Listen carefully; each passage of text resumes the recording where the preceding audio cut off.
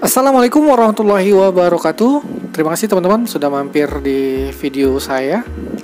Ya, saya akan kasih tips dan informasi seputar perangkat elektronik bagi teman-teman yang mungkin lagi cari kulkas rumah tangga untuk kebutuhan menyimpan buah-buahan, sayuran ataupun es krim di dalam kulkas.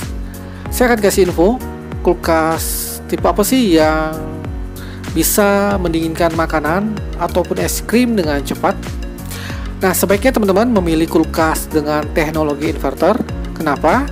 Karena kulkas dengan teknologi inverter bisa menjamin pendinginan yang lebih cepat dan tahan lama.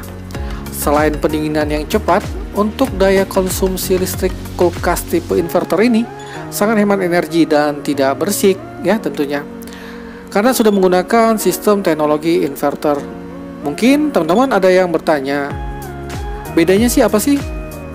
Ya, bedanya apa? Kulkas non-inverter dengan kulkas inverter. Nah, kalau kulkas non-inverter, kecepatan mesin itu tetap ya. Nah, sedangkan kulkas inverter menggunakan teknologi yang bisa mengatur kecepatan kompresor. Sehingga kecepatan kompresor yang variabel ini bisa menghasilkan dingin yang lebih cepat dan daya listrik yang lebih hemat. Untuk cara kerjanya seperti ini teman-teman, saya akan kasih tahu ya. Saya akan coba bandingkan dua kulkas ya, dua kulkas non-inverter dan kulkas inverter dengan kapasitas dan daya listriknya yang sama.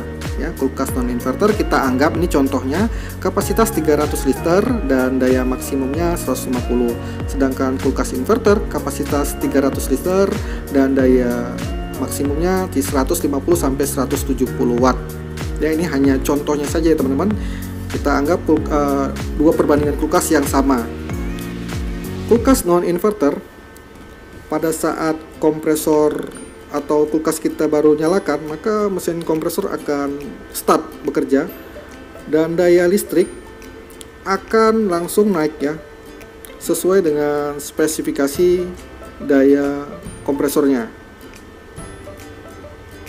Nah, ada kenaikan sedikit pada tahap awal, kemudian nanti dia akan turun sedikit dan stabil.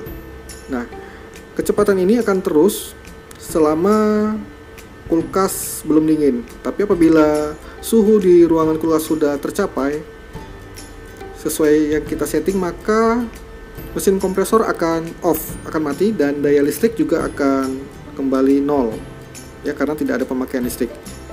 Nah, kompresor akan mati, akan tidak bekerja selama kulkas masih dingin. Tapi ketika suhu ruangannya naik ya, suhu ruangan dalam kulkas naik, maka kompresor akan kembali bekerja seperti pada yang pertama ya, pada tahap awal. Dan ini secara terus menerus. Jadi kecepatan mesin kompresor dan daya listriknya sama ya, tunggal ya teman-teman, tidak berubah-ubah. Ini dia akan terus menerus seperti ini. Sedangkan kulkas inverter sedikit berbeda teman-teman. Saya coba gambarkan lagi ya, kasih ilustrasi. Ketika kompresor mulai start, maka kecepatan kompresor akan perlahan-lahan naik dan daya listrik juga akan naik pada daya maksimumnya sesuai dengan spek kulkasnya. Nah, ketika sudah daya maksimum, maka mesin kompresor akan berusaha untuk mendinginkan secepat mungkin suhu yang ada di ruangan kulkas. Ketika suhu ruangan di kulkas sudah tercapai atau sudah dingin, maka kecepatan kompresor akan perlahan-lahan turun dan daya listrik tentunya akan turun juga ya teman-teman. Nah, seperti ini ya. Dia akan terus menjaga suhu di ruangan kulkas agar selalu tetap dingin, agar dijaga. Kompresor tidak off, dia akan terus bekerja ya teman-teman. Jadi menjaga terus suhu di dalam kulkas agar tetap dingin ya. Jadi ini saya ulangin. Ini ketika kompresor berstart, maka daya maksimum akan terpakai. Apabila kulkas sudah dingin, maka daya pun akan turun dan mesin kompresor akan terus menjaga suhu yang berada di dalam ruangan kulkas. Nah, ini dia.